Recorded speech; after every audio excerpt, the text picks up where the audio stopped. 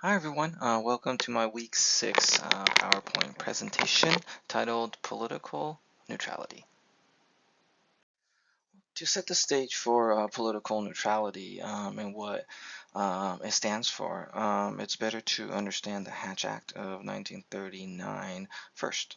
The measure was enacted by Congress, eliminating corrupt practices in national elections.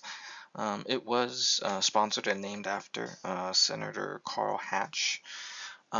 This was followed by some um, unethical actions by federal officials using their positions to win votes for their party. The Hatch Act forbids intimidation or bribery or any kind of unethical practices by federal employees to sway voters, and it also restricts political campaign activities by federal employees. It was shortly later amended to include contributions as well.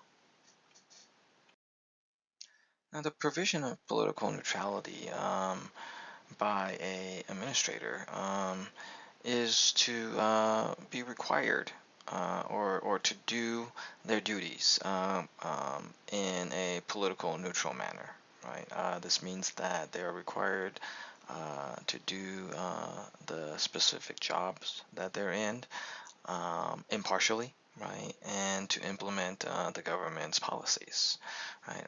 The administrator is also required to be apolitical when carrying out their duties and functions, and so that this prevents any sort of bias in their decision-making factors or even influencing the public in their decisions. Now we all know that the Hatch Act and political neutrality is not strictly reserved at the federal level. At any in any public organization, we will always have a scenario like this happen, right? Whether it be leaders or officials talking, administrators will always overhear a possible plan, a possible decision that's coming, right? Or even, hearing, for example, a city council member, coming down the hall, talking about an agenda item, right? Um, we all are influenced, so to speak, by our leaders, right? But that's why the provision of the Hatch Act and political neutrality in general is extremely important to the administrator, right? As mentioned before, being politically neutral means that we have to carry out our duties regardless of where we stand politically and even where we stand religiously or even our values and background, right? We are required to serve the public based off of the policies set forth in front of us.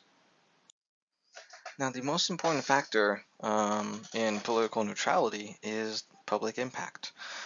As a public servant, you make decisions that affect the public daily, right? So it's critically important that we do our job in a non-biased manner, that we serve the public neutrally, regardless of where we know they stand politically, or even at a local level.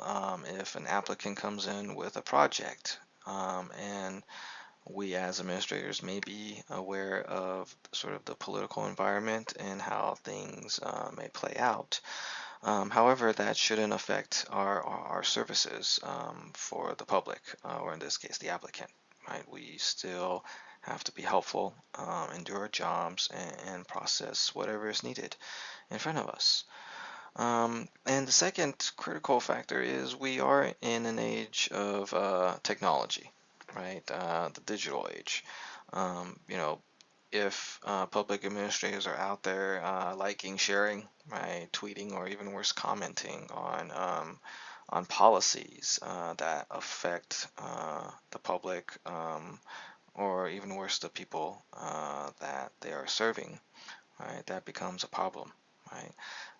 People's decisions, the way they think, the way they vote, and the way they live, right, are influenced by people in public service, right? Because they trust us.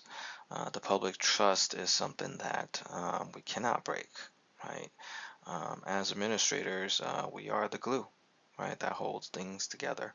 We are the cogs in between that gets things done. And so it's